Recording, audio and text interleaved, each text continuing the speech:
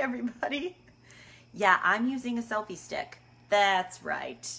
I hate that I have one, but I do. But I'm trying to show you that tomorrow is Petey's 4th birthday party. A small piece of me wants to die. I can't believe he's so old. So I'm making his birthday cake. I'm terrible at starting these videos. Hello everyone, I'm Dr. Bridget Young from babyformulaexpert.com. I have a PhD in perinatal nutrition. I'm a certified lactation counselor and I'm founder of babyformulaexpert.com. But today we are not actually talking about boobs or formula at all, which is unusual. I am going to verbally give you my favorite recipe for first birthday cake. And yes, my son is turning 4, and yes, I still make him this cake, and he doesn't know that real cake is sweeter, so do not tell him, but this cake is amazing. So I'm gonna give you the recipe. I will write it down and put it on the website at some point. But for now, if you have a baby that has a first birthday coming up soon, this is one of my favorite recipes for birthdays or really just any treat. If you have a baby or a toddler or any young child, but particularly in those early years, nutrition is so important and sugar is so bad. So this is my favorite recipe. You can see I've got half of it going in the food processor there. Yeah, I have the 9-cup and it's amazing and totally worth the money. So guess what is in here? 1 whole can of, prepare yourself, black beans. Oh yeah, that's right, just black beans out of the can. 5 eggs. So this is like practically a casserole. 5 eggs, that is so much protein and fiber. I love it. An entire tablespoon of vanilla. So it's not a cheap cake.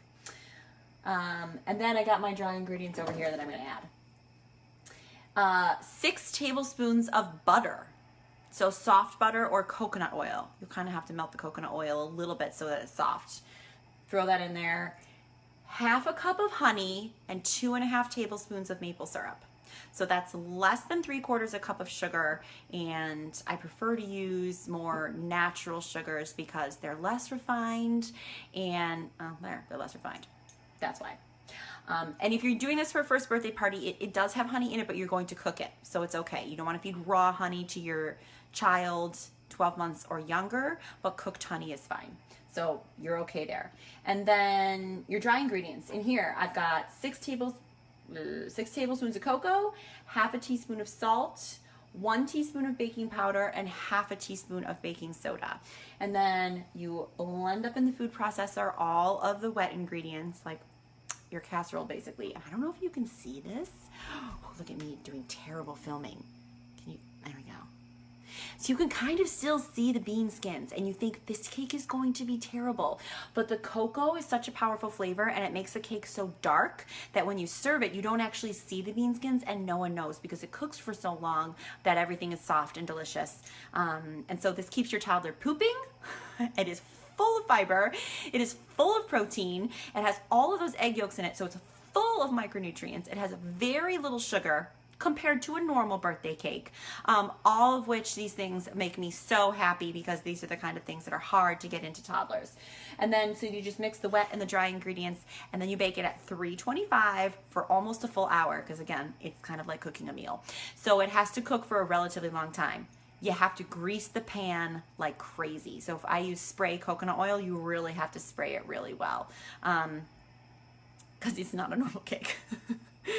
And it is incredible. So that recipe that I just gave you is for a 9-inch pan. That's half the size of a normal cake, or if you're doing like a layer cake, it's half of a layer. So this is actually, I've split it up here. I usually do a double recipe and then I do a layer. My kids love this cake. They have no idea it's not normal cake. I feel so good giving it to them. I like to eat it and then I feel totally guilt-free when I'm eating it. I used to make it for myself sometimes. I'm no longer breastfeeding. I breastfed for an obnoxiously long time. But when I first had babies and I was breastfeeding extremely hungry, I would make this to satisfy my sweet craving, but I also felt really good about getting enough nutrition into my body. So I just really can't say enough good things about it. I also have a vanilla recipe that uses cannellini beans. I know, your mind is blown. That is equally as amazing, but I'm only gonna do 1 recipe at a time. So yes, I was supposed to do this happy hour at about 5 o'clock. But the night was just kind of a disaster. The boys and I planned to make this together, and were talking about it, but then we were playing outside, and they were so manic and so dirty.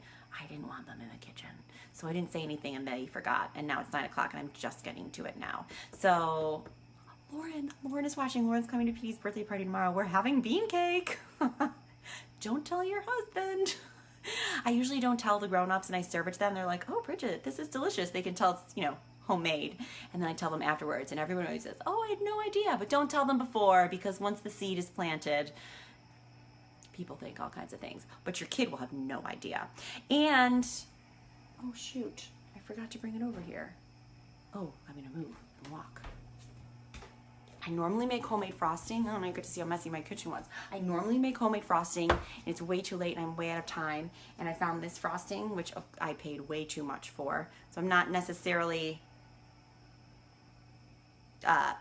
advertising this brand, but I am just saying the ingredients were, it's not a health food. They were pretty good. So I refuse to buy like Pillsbury or normal frosting because they all have trans fats in them and all kinds of terrible ingredients. And it just breaks my heart that the people most likely to eat frosting are children. So now you can pay like $6 a can if you are a lazy mom like me and you run out of time to at least get totally trans fat free. And this just has at least recognizable ingredients like sugar, oil, vanilla. So again, not a health food, but at least not a terrible food. So we'll be having commercial frosting on the cake tomorrow, Lauren. So like I said, I will get around to putting this on the blog. If you have a first birthday coming up and it's not up yet, you can feel free to shoot me an email. And I am getting around to putting out a toddler cookbook soon with treats. Because every toddler does need treats. Come on, let's be honest. That's it for me. It is so late. I still don't even have cake in the oven, so I have to be up for another hour, so I've got to hurry up and get it in the oven. Thank you so much for watching. Thank you for your patience since I said I was going to do this like 6 hours ago. And again, if you have a first birthday coming up, consider doing this. It's such a wonderful way to keep your baby regular and not on an insane sugar high when they're really little. That always is just so hard to handle. So feeding them something with a lot of fiber and a lot of protein in it, like this cake, will help ease that sugar high and keep your kiddo from having such high highs and low lows and be hopefully a little more consistent, which everybody can use at a birthday party. Okay, I will see you guys next week. And if you have a question you want me to address, feel free to drop it in the comments and I'll get back to it. Bye, everybody.